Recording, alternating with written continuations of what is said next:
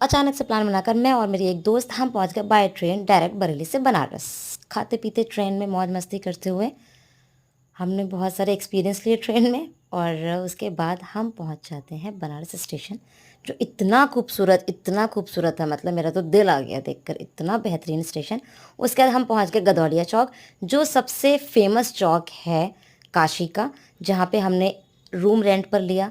एक तो ये चौक इतना खूबसूरत था, और फिर हमने एक रूम लिया जहाँ पर आरती हो रही थी, वहाँ हमें रूम 800 रुपये में मिल गया 2 लोगों के लिए।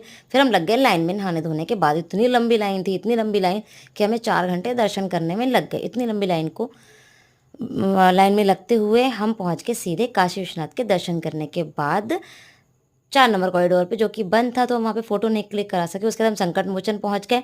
संकट मोचन पहुँचने के बाद हमने काल भैरव के दर्शन किए, और हाँ, मंदिर में दर्शन करने के बाद अब आप अन्नपूर्णा जी का प्रसाद लेना ना भूलिए। माँ अन्नपूर्णा का प्रसाद खा के आपकी आत्मा एकदम से तृप्त हो जाएंगी। उसके बाद मार्केट को घूमते घामते, एक्सप्लोर करते हुए, वहाँ की खूबसूरती का नज़ारा लेते हुए हम लोग बढ़ने लगे दशाश्वमेध घाट की ओर, जो कि इतना खूबसूरत घाट था, इतना खूबसूरत घाट था।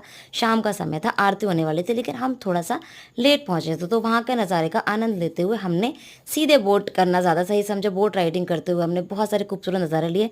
हम थोड़ा लेट पहुंचे थे, इसीलिए हमें थोड़ी दूर से आरती देखने को मिली, लेकिन बहुत सुंदर आरती थी, बहुत बेहतरीन आरती थी, बहुत अच्छा लगा। उसके बाद सारे घाटों को विजिट करते हुए उन्होंने हमें एक्सप्लेन किया कि कौन सा घाट क्यों प्रसिद्ध है।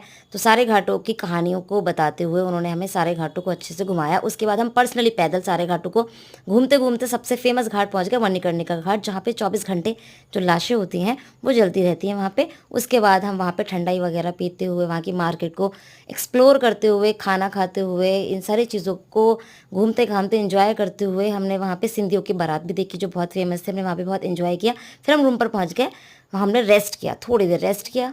थोड़ी देर रेस्ट करने के बाद में सुबह सुबह हम पहुंच गए गंगा आरती देखने के लिए अस्सी घाट पर, जो इतनी खूबसूरत थी, इतनी खूबसूरत थी, मतलब सुकून ही मिल गया था। इतनी बेहतरीन गंगा आरती थी, इतना अच्छा लग रहा था। बहुत सारी तरीके की आरती की थी। फिर हमने वहाँ पे सनराइज़ देखा, जो सच में मतलब मन को सुकून देने वाला था। इतना बेहतरीन सनराइज़ मैंने अपने पूरे जीवन में कभी नहीं देखा था। फिर हम पहुंच गए नमो घाट पर, जो कि वहाँ से सबसे आखिरी घाट है, सारे घाटों में 84 घाटों में सबसे आखिरी घाट है नमो घाट। तो वहाँ पे आप पैदल भी जा सकते हो और बाय ऑटो भी जा सकते हो। फिर वहाँ से पैदल मणिकर्णिका घाट होते हुए हमने बहुत सारे घाट देखे, जिसमें सबसे खूबसूरत घाट था ललिता घाट। यहाँ की पेंटिंग्स इतनी खूबसूरत थी, इतनी खूबसूरत थी, मेरा दिल आ गया सारी पेंटिंग्स पर। उसके बाद हम पहुँच गए टेढ़े मंदिर पर, जो कि आधा घाट पर धंसा हुआ था। इसकी भी एक अपनी कहानी है, जो मैं आपको किसी दूसरे ब्लॉग में बताऊंगी। फिर वहाँ से हम सारा घूमने के बाद अपनी ट्रेन पकड़कर वापस बरेली आ गए। तो इस तरीके से हमारी बनारस की ट्रिप हो गई कंप्लीट।